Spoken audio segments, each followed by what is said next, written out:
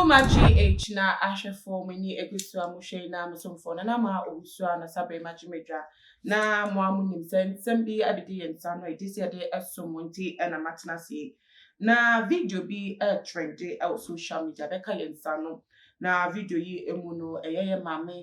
mame Patricia Oduro Grantina sisi ade ye friend Mama Pat evangelist Mama Pat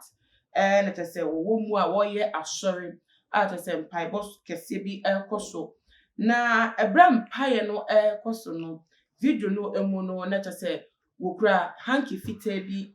isusu se powder o se white substance bi ewo mu na nso opete edi egu asafo emano esobe wo so eni abro mo ho ebom paye na no ana manfo se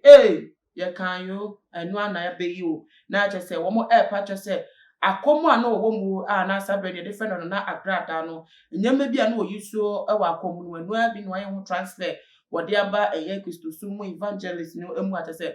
ba ye ekoso no wo piti bi ediegu eye asore emma no so be omo so ni abra wo mo ebo mpa ne bisofo se na nsem no esifate no ye nkohwe wo video no emra na ye ba de abetre masa e de account ya somo ade na bi akire no pa be kan bi akire no pa mo hwa de bi wa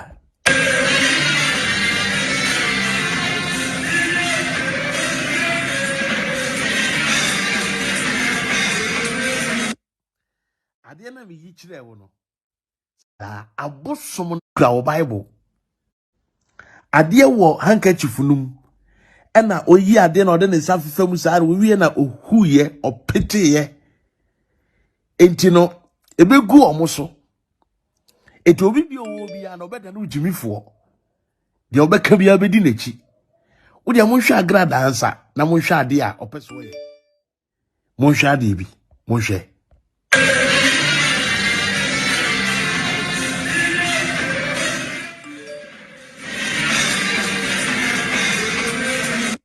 ayo bushafo mo de bakoshu mo ni so no na mechemu e de achemu na se na me ka no amanfo se je na wo yuso e wo akomu no eno a enwode aba Christosum mu atese wodi edi amanfo na white substance na wo hwiegu omo so no betimi aye Juju bi aye cham bi a wode to omo so a omo ankasa omo be yire fi omo adwemu na to wape edi ono echi na se ye nokre enye nokre busafo saa ne entem ene amanfo kafa ye de hu ye wo video no emu na ya kwa etse de maame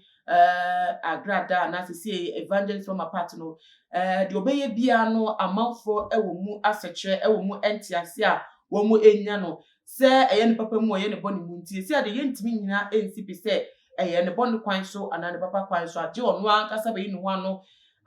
se die mpa na tese wo peti edegom so na emu no na tese asechre pa wo chire na se wo no a edeba betu dwa na ne niemu no se ne yenim no since I was sharing the jumedi asense konfo ba kwan na osifa eye no no ese aza ono ankasa du wadanse se wodidi amanfo no wo ni betru still ankofo ni edi ne chi se wo mo pese wo mo hwe ne movement bi ase anokwasem se wasachra mpa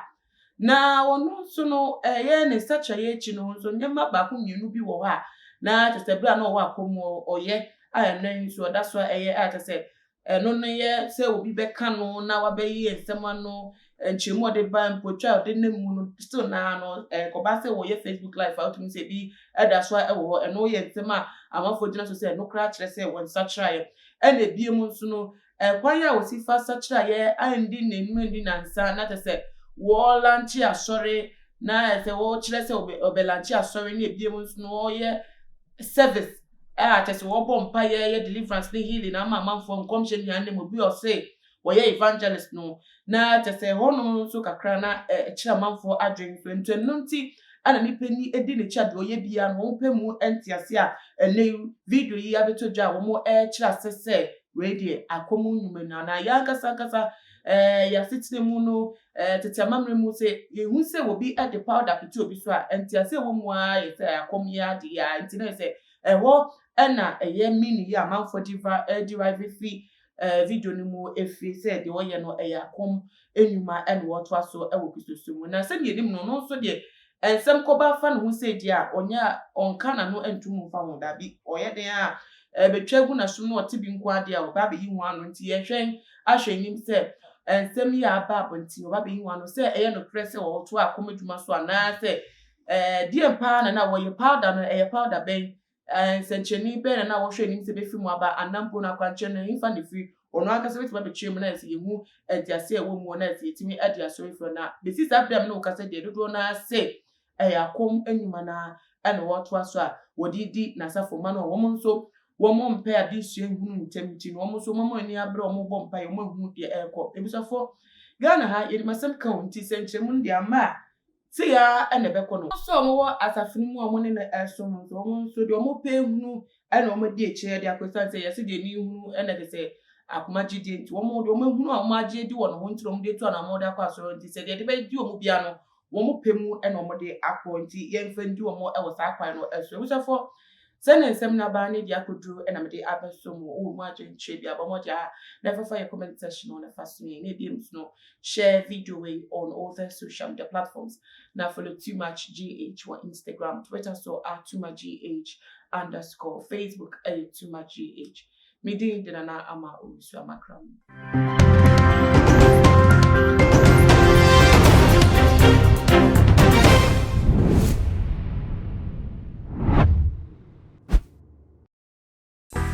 Theophilus Anani, so open the best media school in Ghana there, and a Too Much Multimedia College. If we say a band equipment apapa, a chair for a quadri ewadisium, any air conditioned room there, a band media law, advertising, camera handling, and a marketing there. And you're not a location or a coffee park junction. Fanamba ne boasio, na wankasa fre, na obi andada one, na memo bingasa me frama, wankasa fre, abati.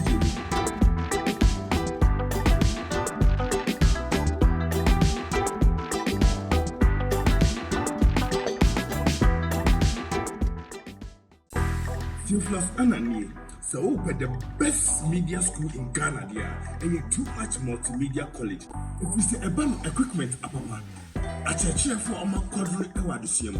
any air conditioned room there, a band media law, advertising, camera handling, and a marketing there. And you're not a location or a coffee park junction. Fanamba ne boasio, na wankasa fre, na obi andada one, na memo bingasa me frama, wankasa fre, abati.